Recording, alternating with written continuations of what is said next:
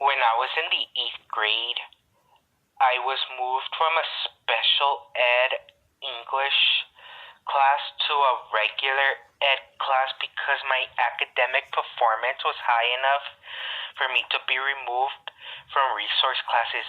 Hold on, I'm gonna take a drink because my mouth is dry. I mean.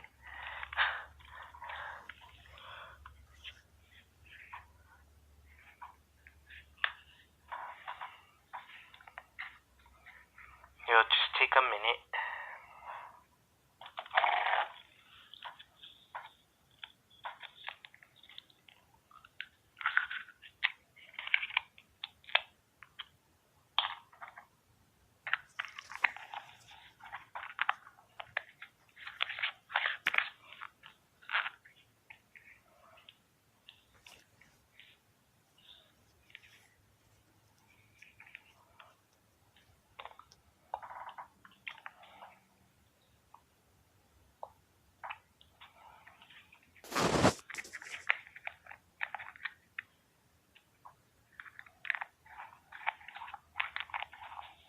Oh, excuse me just a moment.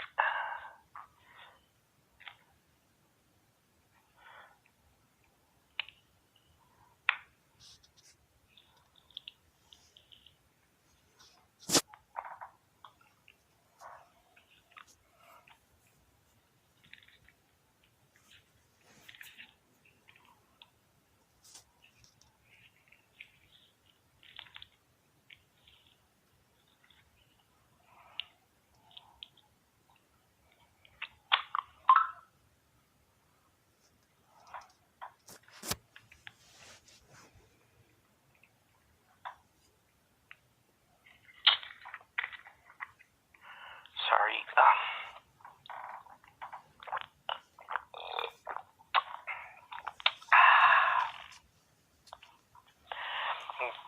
Sorry, the cat was giving me a hard time.